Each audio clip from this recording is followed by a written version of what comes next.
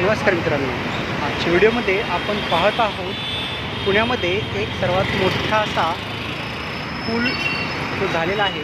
त्या पुलाचं उद्घाटन त्या 1-2 दिवसामध्ये झालेलं आहे. हा पूल जो की बऱ्यापैकी सिंहगड रोडचं ट्रॅफिक कंट्रोल करण्यासाठी अत्यंत उपयोगी ठरणार आहे. अशा पूलचं तुम्ही या व्हिडिओमध्ये पाहणार आहोत. हा पूल जो झालेला आहे तो तुम्ही येथे पाहू शकता.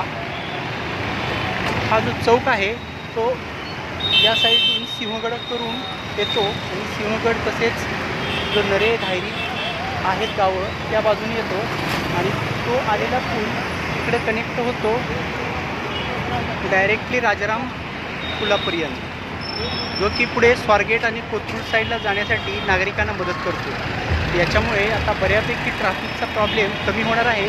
तसेच या परिसरामध्ये राहणाऱ्या लोकांना याचा खूप फायदा होणार आहे.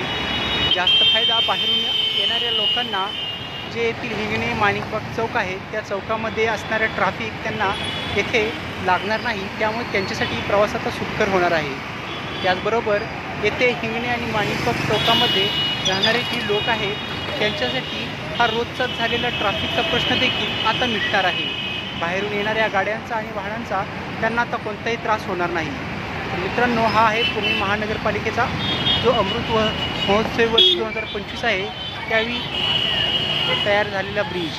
वरून येणाऱ्या ज्या गाड्या आहेत त्या डायरेक्टली आपल्याला मुंबई बेंगलोर हायवेकडे घेऊन जातात. तर मुंबई बेंगलोर हायवेकडून येणाऱ्या गाड्यांना तिथेच डायरेक्टली स्वारगेटकडे नेण्यासाठी हा नवीन पूल इथे तयार झालेला आहे. तुम्ही पाहू शकता. आपण या पुलावरून जाण्याचा आता प्रयत्न करणार आहोत.